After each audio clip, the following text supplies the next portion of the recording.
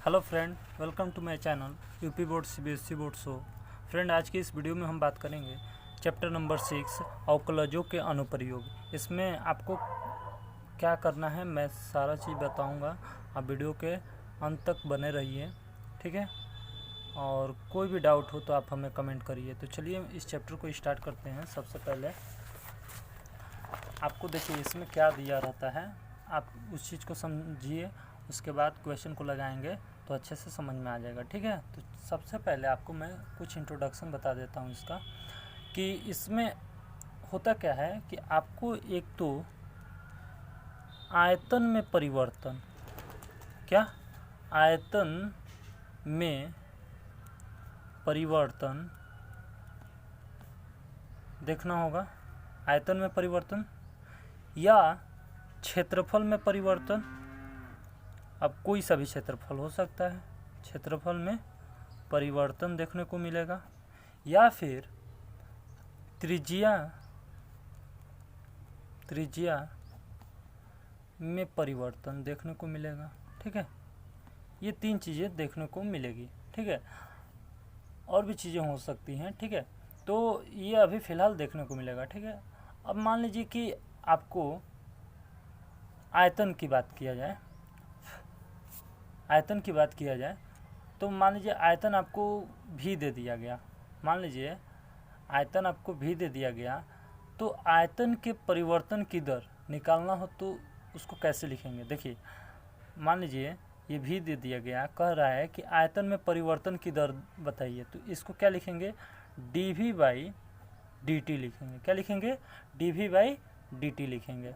अगर क्षेत्रफल में परिवर्तन की दर पूछेगा तो आप क्षेत्रफल को a से दर्शाते हैं। देखिए वॉल्यूम मीन्स होता है आयतन, क्या होता है, वॉल्यूम, VOLUME, और एरिया मीन्स क्षेत्रफल होता है, तो ए हो गया। तो ए जो है आपका एरिया हो गया, तो एरिया में परिवर्तन की दर यानी कि क्षेत्रफल में परिवर्तन की दर पूछेगा तो DA बाई DT लिखेंगे। अच्छा, त्रिज्या में परिवर्तन की दर बोलेगा तो त्रिज्या मान लीजिए कि R हो गया, तो R में परिवर्तन की दर पूछेगा तो DR बाई DT करेंगे। आया बात समझ में। तो इसी पर है आपका जो भी है, ये सारे चैप्टर का जो भी एक्सरसाइज है, इन सब चीज़ों को ध्यान में रखते हुए बनाया गया है, ठीक है। तो आप इसको अच्छे से कंठस्थ से हो जाए और इसको याद रख लीजिए, या मतलब कि समझ लीजिए, ठीक है। तो मैं एक्सरसाइज स्टार्ट करूं, तो आपका एक्सरसाइज 6.1 मैं आज स्टार्ट करूंगा और कोशिश करूंगा कि ख़त्म भी हो जाए 6.1, ठीक है। एक्सरसाइज 6.1, तो ये आपको करना है, ठीक है। तो इसका पहला क्वेश्चन हम लोग देखेंगे, चलिए देखते हैं। देखिए एक्सरसाइज 6.1 में जो पहला क्वेश्चन दिया गया है, बोल रहा है कि त्रिज्या के सापेक्ष वृत्त के क्षेत्रफल के परिवर्तन की दर ज्ञात कीजिए जबकि त्रिज्या 4 सेंटीमीटर है, ठीक है। देखिए मैं क्वेश्चन नहीं नोट करूंगा, ठीक है। आप खुद से क्वेश्चन नोट कर लीजिए। अगर आपके पास बुक नहीं है तो प्लीज़ आप बुक को ले लीजिए, या फिर इस क्वेश्चन को आप क्या कर सकते हैं, स्क्रीनशॉट ले सकते हैं, ठीक है। आप स्क्रीनशॉट ले लीजिए। देखिए 7 क्वेश्चन है, सातों क्वेश्चन का आप स्क्रीनशॉट अच्छे से ले लीजिए, ठीक है। ले लिए, चलिए। अगर नई बुक है, अगर बुक है तो कोई बात नहीं, नई बुक है तो आप बुक ले लीजिए, नहीं तो स्क्रीनशॉट ले लीजिए और क्वेश्चन को आप ध्यान से पढ़िए कि त्रिज्या के सापेक्ष वृत्त का क्षेत्रफल के परिवर्तन की दर ज्ञात कीजिए जबकि त्रिज्या 4 सेंटीमीटर है, ठीक है। देखिए कैसे करते हैं इस क्वेश्चन को। सबसे पहले आपको क्या करना होगा, मानना होगा कि माना वृत्त की त्रिज्या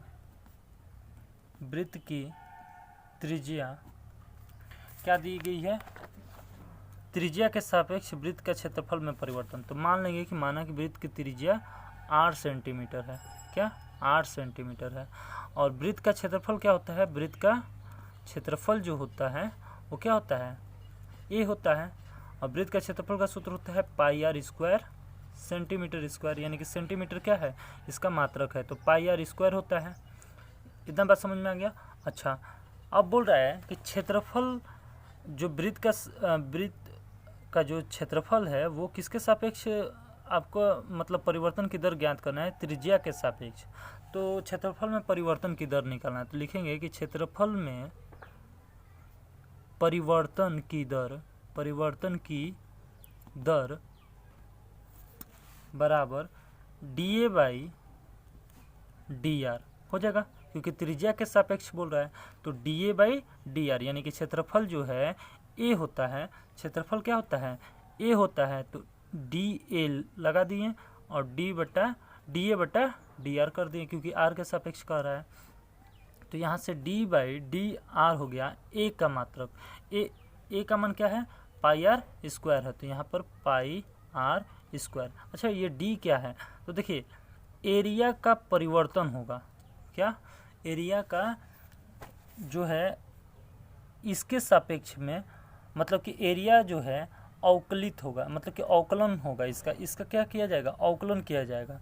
तो देखिए dA बाई dr जो है क्या हो जाएगा, 2 पाई r हो जाएगा। कैसे, देखिए पाई तो क्या है, कांस्टेंट है, तो r को नीचे लाइए, r के पावर को नीचे लाइए, तो 2 हो जाएगा, 2 में से 1 जाएगा। जैसे देखिए ये पाई हो गया, 2 को नीचे लाइए तो 2 नीचे आ गया, r के पावर 2 माइनस 1 हो जाएगा, तो पाई, और ये 2 को मैं बाहर ले लेता हूँ, r के पावर 1 हो जाएगा, यानी कि इसको हम 2 पाई r लिख सकते हैं। ठीक है, तो ये dA बाई dr का मान क्या आ गया, 2 पाई r। अब बोल रहा है क्वेश्चन में कि यदि क्या त्रिज्या 4 सेंटीमीटर हो, तो मान लीजिए जब आपको r क्या दे दिया है, 4 सेंटीमीटर है, तब dA बाई dr क्या होगा, 2 पाई, और r का मान कितना है, 4, तो यानी कि कितना हो गया, 8 पाई, और सेंटीमीटर स्क्वायर, a का मात्रक क्या होता है, सेंटीमीटर स्क्वायर, और बटे में r है, तो बटे में r को क्या लिख सकते हैं, सेंटीमीटर में। तो अगर आप चाहें तो काट सकते हैं, इसको काट दिए, तो यहाँ से क्या आ गया, 8 पाई सेंटीमीटर।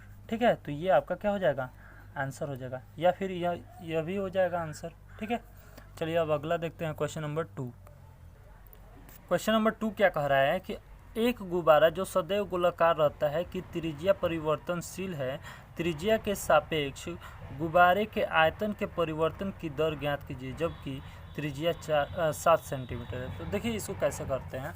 सबसे पहले गोलाकार की बात किया गया है, तो गोलाकार गुब्बारा के त्रिज्या को मान लेंगे कि माना गोलाकार गुब्बारा की त्रिज्या बराबर 8 सेंटीमीटर। ठीक है, तो आयतन भी तो होगा भी, आयतन बराबर भी सेंटीमीटर क्यूब।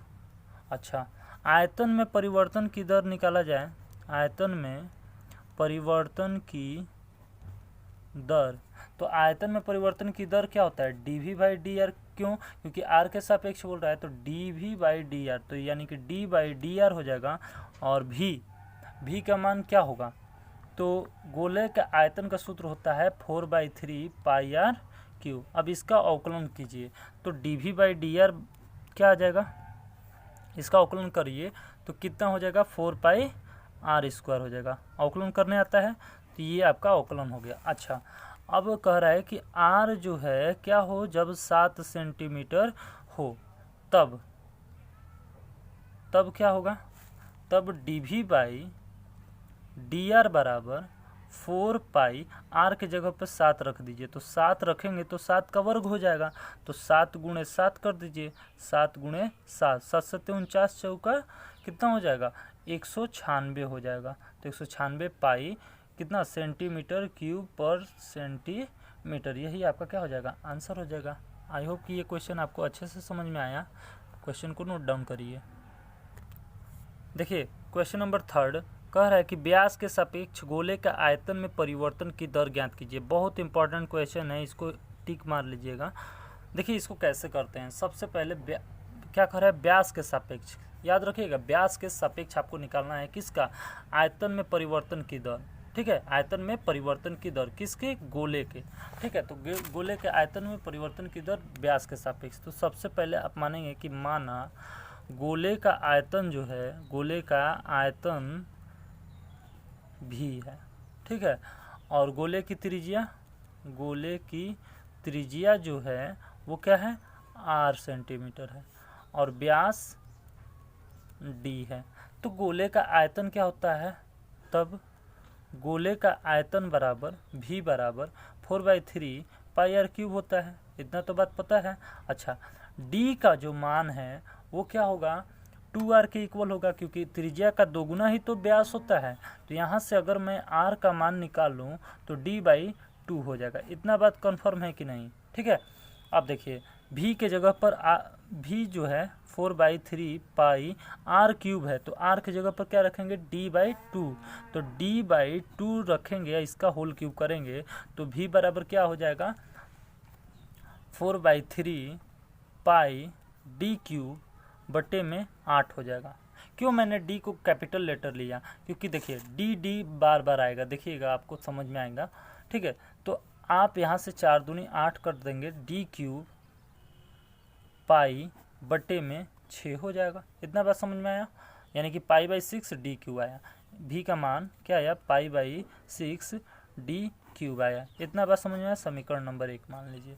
अब देखिए d के सापेक्ष, अब आयतन तो आ गया, अब कह रहा है कि d के सापेक्ष आपको ज्ञात करना है इसका, ठीक है।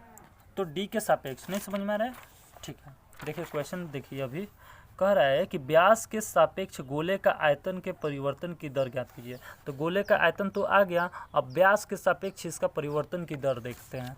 तो देखिए व्यास के सापेक्ष, व्यास यानी कि d के सापेक्ष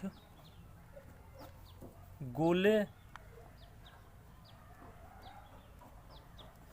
के आयतन का परिवर्तन दर, परिवर्तन का दर, आयतन में परिवर्तन का दर, तो dv हो जाएगा, ये आयतन हो गया dv और बटे में dd। अब समझ में आया क्यों कैपिटल लेटर लिखा, क्योंकि यहाँ पर स्मॉल था तो यहाँ पर भी स्मॉल हो जाता, तो इसलिए गड़बड़ हो जाता, तो इसलिए dv/dd, ठीक है। तो पाई/6 d क्यूब, तो d क्यूब का अवकलन कीजिए, यानी कि तो d क्यूब यहाँ पर देखिए v जो है, v का अवकलन करना है, तो इसका पाई/6 आ गया बाहर, तो ये 3d² हो जाएगा। आ रहा है बस समझ में, और d के सापेक्ष ही था तो इतना हो जाएगा। तो यहाँ से हमारा क्या हो जाएगा, ध्यान से देखिएगा, 3 दूनी 6, यानी कि पाई/2 d² हो जाएगा। इतना बात समझ में आया। तो यहाँ से हमारा क्या आ गया आंसर, dv/dd बराबर पाई d² बटे में 2। यही आपका क्या हो जाएगा, आंसर हो जाएगा। आया बात समझ में। चलिए अब अगला क्वेश्चन देखते हैं। अब क्वेश्चन नंबर 4 देखेंगे। कह रहा है पृष्ठ क्षेत्रफल के सापेक्ष गोले का आयतन के परिवर्तन की दर ज्ञात कीजिए जबकि त्रिज्या 2 सेंटीमीटर है। देखिए क्या कह रहा है, पृष्ठ क्षेत्रफल के सापेक्ष, ध्यान दीजिएगा, पृष्ठ क्षेत्रफल के सापेक्ष आपको ज्ञात करना है आयतन में परिवर्तन की दर। तो मतलब सबसे पहले आयतन निकालना होगा, फिर पृष्ठ क्षेत्रफल निकालना होगा, और दोनों को एक दूसरे के बट्टे d के हिसाब से करके और उसका अवकलन करना होगा, और उसके बाद त्रिज्या r का मान रखना होगा, ठीक है। तो देखिए कैसे करते हैं। तो सबसे पहले मानेंगे कि माना गोले की त्रिज्या क्या है, 8 सेंटीमीटर, ठीक है। तो आयतन क्या होगा, भी, अब पृष्ठ क्षेत्रफल, पृष्ठीय क्षेत्रफल, पृष्ठीय क्षेत्रफल थोड़ा मेरे हिंदी कमज़ोर है, ठीक है, तो उसको थोड़ा सा माइंड में न लीजिएगा। पृष्ठ क्षेत्रफल को s से दर्शाते हैं, सरफेस एरिया, ठीक है, पृष्ठ क्षेत्रफल, तो s हो गया। अब देखिए v जो है, तब v जो होगा, आयतन क्या होता है, गोले का आयतन का सूत्र क्या होता है, 4/3 पाई r क्यूब होता है। अच्छा, सरफेस एरिया क्या होता है, यानी कि s का मान निकाला जाए तो s का मान क्या आता है, पृष्ठ क्षेत्रफल क्या होता है, गोले का पृष्ठ क्षेत्रफल 4πr²। इतना बात समझ में आया। गोला देखे होंगे तो गोले का पृष्ठ क्षेत्रफल भी तो जानते होंगे और आयतन भी जानते होंगे, ठीक है। अब देखिए, तो यहाँ से अब ध्यान से देखिएगा, ये v जो है, अगर मैं यहाँ से 1/3 कॉमन ले लूँ तो ये क्या हो जाएगा, केवल 4πr² are square are cube हो जाएगा, लेकिन आर स्क्वायर लिखकर मैं एक आर को बाहर लिख दूँ तो कोई गड़बड़ नहीं है। अब देखिए v बराबर क्या हो जाएगा 1/3 4 पाई आर स्क्वायर, ये है कि नहीं। तो इसके जगह पर क्या रख सकते हैं, एस रख सकते हैं, तो एस रख दिया और इंटू आर। तो यहाँ से हमारा देखा जाए तो क्या आ गया बताइए, एस आर बटे में 3, ये किस चीज़ का मान है, एस आर बटे में 3 भी का मान है। इतना बात समझ में आया। अब देखिए कह रहा है कि पृष्ठ क्षेत्रफल के सापेक्ष आयतन में परिवर्तन की दर ज्ञात करना है। तो आयतन तो निकल गया, भी निकल गया, और पृष्ठ क्षेत्रफल हमें ये दिया गया है। तो इसके सापेक्ष इसमें परिवर्तन की दर ज्ञात करना है। इतना बात समझ में आया। तो देखिए कैसे करते हैं इसको। तो लिखेंगे पृष्ठीय क्षेत्रफल एस के सापेक्ष आयतन में परिवर्तन की दर यानी कि dv बाई ds बराबर क्या हो जाएगा, देखिए एस r/3 है और s के सापेक्ष अवकलन करना है, तो r/3 हो जाएगा कि नहीं। इतना बात समझ में आया। बोलिए r/3 हो जाएगा, अवकलन होगा तो r/3 ही आएगा। एस r/3 का अवकलन करेंगे s के सापेक्ष तो क्या हो जाएगा r/3। अरे बात समझिए। अब चूंकि आपको दिया गया है क्वेश्चन में कि यदि r कितना हो 2 सेंटीमीटर हो, तो लिखेंगे कि जब r = 2 सेंटीमीटर हो तब, तो बताइए अगर r 2 सेंटीमीटर है तो क्या हो जाएगा, dv बाई ds बराबर क्या हो जाएगा, r कितना है 2 सेंटीमीटर, तो 2/3 हो जाएगा। अरे बस समझिए। तो 2/3 dv का मान कितना होता है सेंटीमीटर क्यूब, और s का मान क्या होता है सेंटीमीटर स्क्वायर, क्योंकि ये क्षेत्रफल है। इतना बात समझ में आया। तो यही आपका क्या हो गया, आंसर हो गया। ठीक है, चलिए अब अगला क्वेश्चन देखते हैं।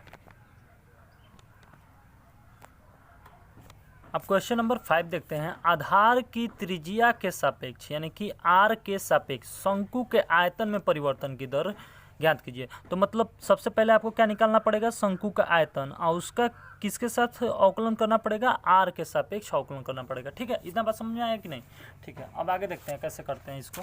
तो सबसे पहले शंकु का आयतन निकालने के लिए आपको क्या क्या चीज़ चाहिए, तो माना लिखेंगे कि माना शंकु का आयतन निकालना है भी तथा आधार की त्रिज्या इसके सापेक्ष निकालना है r है, इतना मान लिए।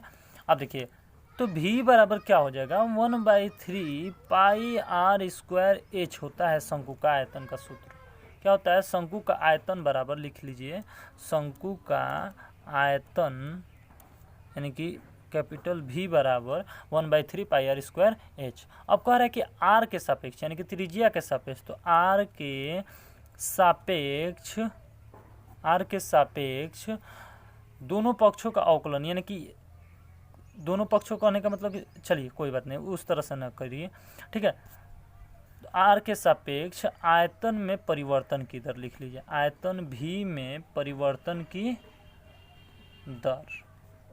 की दर कैसे करेंगे, देखिए dv by D R equal to, देखिए d by D R 1/3 pi r square h हो जाएगा। तो dv बाई डी आर बराबर क्या हो जाएगा 1/3, तो बाहर आ जाएगा, क्यों हो जाएगा ना, और ये पाई जो है पाई भी बाहर आ जाएगा, और h है तो h भी बाहर आ जाएगा। r स्क्वायर का अवकलन करिए तो 2r हो जाएगा। तो मेरा क्या आ गया आंसर, 2 पाई r h बटे में 3, dv बाई डी आर का मान कितना आ गया 2 पाई r h बटे में 3। यही आपका क्या हो गया, आंसर हो गया। आया बात समझ में। आयतन में परिवर्तन की दर हुआ किसके हिसाब से, r के हिसाब से। ठीक है, तो r के सापेक्ष आयतन में परिवर्तन की दर आपका कितना आ गया, इतना आ गया। आगे देखते हैं। अब क्वेश्चन नंबर 6 कह रहा है कि त्रिज्या r तथा ऊंचाई h वाले बेलन के संपूर्ण पृष्ठीय क्षेत्रफल के परिवर्तन की दर ज्ञात कीजिए जबकि त्रिज्या परिवर्तनशील है। मतलब कि r के सापेक्ष ही क्या हो रहा है, परिवर्तन हो रहा है, किस में, संपूर्ण पृष्ठ क्षेत्रफल में। ठीक है, आ रहा है बात समझ में। तो देखिए आपको r दे दिया गया है, h दे दिया गया, मतलब त्रिज्या और हाइट दे दिया गया है, और बेलन का, ये बेलन का है। ठीक है, तो बेलन आप एक बना लीजिए। ठीक है, बेलन आप बना लीजिए और उसका जो है त्रिज्या दिखा दीजिए, और देखिए ये त्रिज्या हो गया और ये हाइट हो गया। ठीक है, अब देखिए तो त्रिज्या क्या दे दिया गया है, त्रिज्या r, त्रिज्या क्या है r, तथा ऊंचाई h है, दिया है आपको। ठीक है, इतना बात सही है। अब देखिए बेलन का संपूर्ण पृष्ठ का क्षेत्रफल कह रहा था कि त्रिज्या के सापेक्ष ज्ञात कीजिए जबकि त्रिज्या क्या है, परिवर्तनशील। मतलब कि बिल्कुल वही कह रहा है कि सब क्या कह रहा है कि मतलब कि इसका जो सरफेस एरिया निकालना है आपको, संपूर्ण पृष्ठ का क्षेत्रफल निकालना है, मतलब कि इसका जो ये पूरा एरिया निकालना है, इसका पूरे का एरिया आपको निकालना है। ठीक है, तो देखिए पूरे का एरिया कैसे निकलेगा, तो बेलन का संपूर्ण पृष्ठ का क्षेत्रफल, संपूर्ण पृष्ठ का क्षेत्रफल यानी कि एस निकालना है। तो एस का मान क्या हो जाएगा, संपूर्ण पृष्ठ का क्षेत्रफल बोलिए 2πr² प्लस 2πrh होता है। देखिए ये नीचे का हो गया और ये अंदर का हो गया। ठीक है, तो इस दोनों को मिलाकर क्या होता है कि बेलन का संपूर्ण पृष्ठ का क्षेत्रफल निकलता है। तो ये एस हो गया, एस का मान आया समझ में कि एस का मान 2πr² प्लस 2πrh है। अब इसका जो है r के सापेक्ष आपको क्या करना है, अवकलन करना है। तो सीधा कर दीजिए d/dr 2πr² प्लस 2πrh। तो ds/dr बराबर क्या हो जाएगा, 2πr², यानी कि इसका जब अवकलन करेंगे तो 4πr हो जाएगा और ये क्या हो जाएगा 2πh हो जाएगा। यही आपका क्या हो गया, आंसर हो गया। आया बात समझ में। चलिए अब आगे देखते हैं क्वेश्चन। अब क्वेश्चन नंबर 7 देखते हैं। कह रहा है कि यदि किसी वृत्त का क्षेत्रफल एक समान दर से बढ़ता है, क्या कह रहा है कि अगर क्षेत्रफल एक समान दर से बढ़ता है तो सिद्ध कीजिए कि उसके परिमाप की वृद्धि, क्या, परिमाप की वृद्धि की दर त्रिज्या के व्युत्क्रमानुपाती है। ठीक है, ध्यान से देख लीजिए और इसको नोट भी कर लीजिए। बहुत इंपॉर्टेंट क्वेश्चन है पेपर के पॉइंट ऑफ व्यू से, क्योंकि ये मतलब सिद्ध करने वाला है। ठीक है, इसलिए वो थोड़ा सा इम्पोर्टेंट है। तो आपको कौन कौन सा इम्पोर्टेंट लगा लेना है, एक ये वाला, ठीक है, और एक ये और एक ये। ठीक है, वैसे इम्पोर्टेंट तो सारा है पर ये थोड़ा सा ध्यान में रख के करिएगा। ठीक है, चलिए करते हैं इसको। देखिए कैसे। सबसे पहले आप क्या करेंगे कि मानेंगे कि माना वृत्त की त्रिज्या जो है वो क्या है, 8 सेंटीमीटर है, और वृत्त का जो क्षेत्रफल है वो क्या है, a है। तो वृत्त का क्षेत्रफल क्या होता है, a बराबर πr² होता है। तो ये देखिए a मतलब कि वृत्त के क्षेत्रफल में परिवर्तन की दर निकालना होता है dA/dt, यानी कि d/dt, और यहाँ पर क्या रखा जाएगा, एक जगह पे πr² हो जाएगा। तो यहाँ से हमारा dA/dt निकलेगा तो क्या आएगा, πr² का जब अवकलन करेंगे तो 2πr हो जाएगा। इतना बात क्लियर है। तो क्षेत्रफल में परिवर्तन की दर, इतना बात समझ में आया कि ये आया, तो इसको समीकरण नंबर 1 मान लीजिए। अब देखिए चूँकि वृत्त का क्षेत्रफल एक नियत दर से बढ़ने पर, वृत्त का क्षेत्रफल एक नियत दर से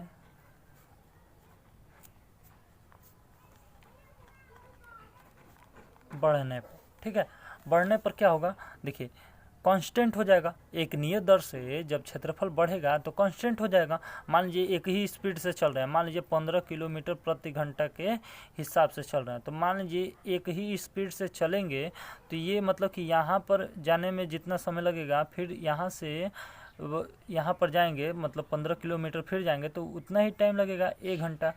क्योंकि आप 1 घंटे में 15 किलोमीटर ही जा रहे थे, फिर अगले घंटे में जाना होगा तो फिर 15 किलोमीटर ही जाएंगे।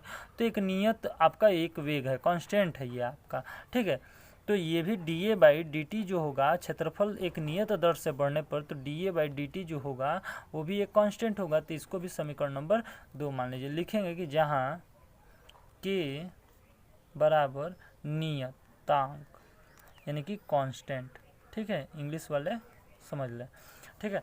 इतना बात समझ में आया। अब देखिए समीकरण 1 व 2 से लिखेंगे, समीकरण 1 व 2 से क्या होगा, देखिए dA/dt दोनों dA/dt है, यानी कि दोनों एक दूसरे के इक्वल है, यानी कि 2πr किसके इक्वल है, k के इक्वल है। इतना बात समझ में आया। सॉरी, यहाँ पर 2πr और r का dr/dt होगा, ठीक है।